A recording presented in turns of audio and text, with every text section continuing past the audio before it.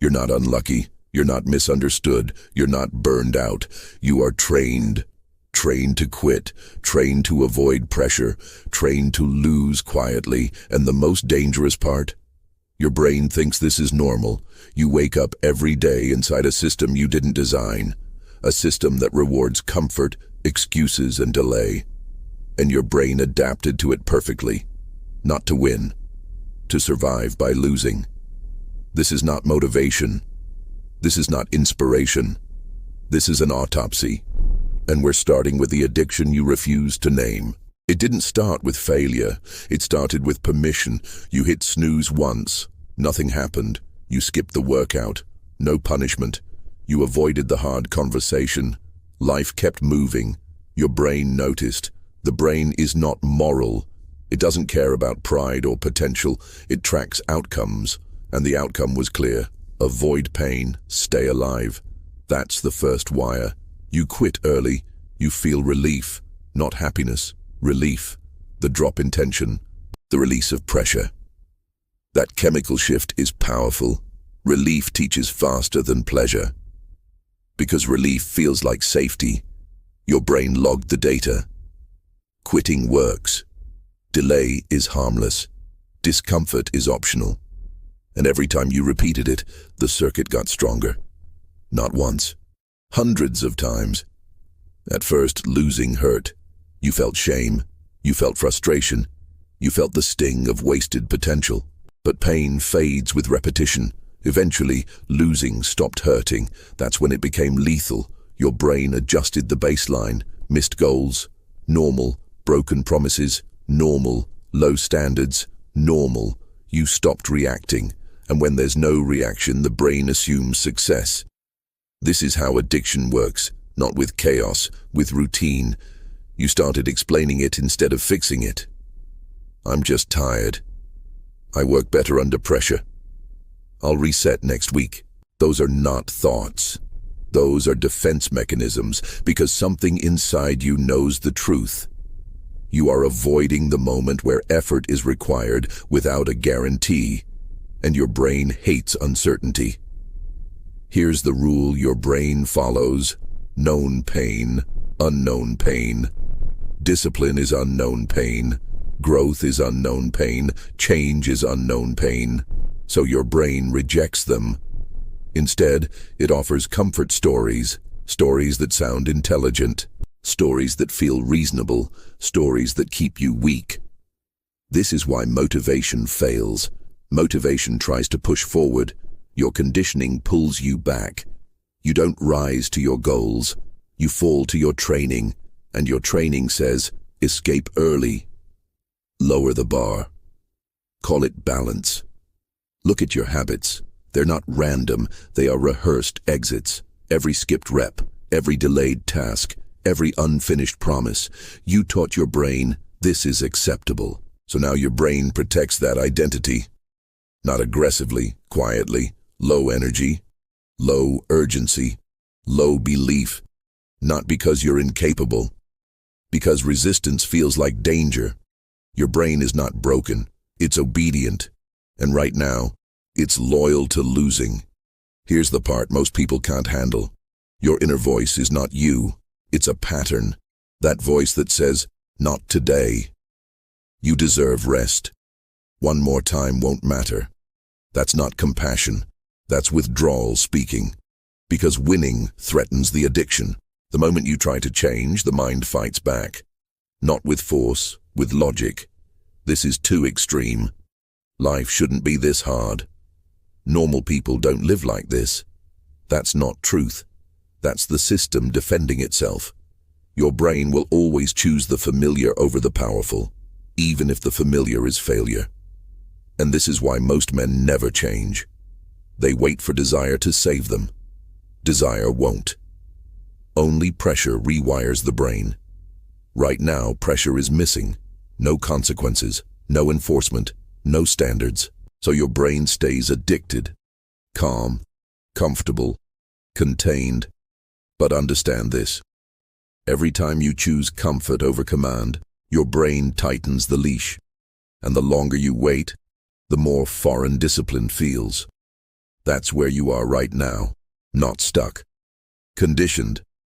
The brain does not change through understanding. It changes through exposure. Right now, your brain believes one thing. Discomfort equals danger. That belief runs your life. So every time you hesitate, every time you delay, every time you soften the standard, your brain relaxes. And relaxation is the reward. To break the addiction, the reward system must flip. Discomfort must become familiar. Completion must become relief. This is where most people fail. They try to feel ready. Read this slowly. Readiness is a lie told by addicted minds. Soldiers don't wait to feel ready. They move on command. Why? Because action under pressure rewires the brain faster than thought ever will. Your brain learns from outcomes, not intentions. You can think discipline all day. If you don't act, nothing changes. Here is the rule you must accept. Every time you hesitate, the addiction grows. Every time you act, it weakens. There is no neutral. The first days will feel wrong. Heavy body, no motivation, internal resistance. That's not failure, that's withdrawal. Your brain is losing access to its favorite drug. Escape. It will try to bargain. Just today. Ease into it. You're doing too much. Do not argue. Arguments imply negotiation. Negotiation implies choice. Choice feeds addiction. You replace choice with orders. You don't ask, do I feel like it? You state, this is what happens now. This is identity warfare. You are not building habits. You are installing authority. Every completed task becomes proof, not motivation. Proof. Proof that discomfort does not kill you. Proof that pressure sharpens you. Proof that quitting is optional. The brain updates its model. Oh, this works. Oh, we survived. Oh, this is normal now. This is how discipline becomes calm. Not exciting, not emotional. Calm. The addicted mind chases highs. The trained mind executes. Understand this shift. You are not becoming more aggressive. You are becoming less negotiable. Weak minds negotiate with feelings. Strong minds issue commands and move. At first, discipline feels loud. Your thoughts scream. Your body resists. That's expected. Noise fades with repetition. Eventually, the silence returns. But it's different. It's controlled.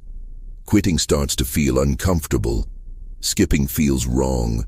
Avoidance creates tension. That's the reversal. That's when you know the addiction is dying. Most people never reach this point. They quit during the noise phase. They say discipline isn't sustainable. No, they just never stayed long enough for the brain to adapt. Adaptation is ruthless, but it's fair. Your brain does not care about excuses. It only tracks what you repeatedly survive. Survive discipline long enough, and it becomes home. This is why systems beat motivation. Motivation spikes. Systems grind. Same wake-up time, same execution, same standards. No emotion. Emotion is weather. Standards are climate. Your old identity will fight this hard, because identities don't die quietly. You'll feel bored, empty, restless. That's not loss, that's space. Space where a new self forms. A self that doesn't ask for permission. A self that doesn't wait for clarity. A self that moves first. And one day, without noticing the exact moment, you'll realize something disturbing. You feel stronger. Not excited. Strong. Pressure doesn't scare you anymore. Silence doesn't bother you. Hard days don't shake you. Because your brain learned a new truth. Winning is survivable. You were never weak. You were trained to lose gently. Now you are retraining.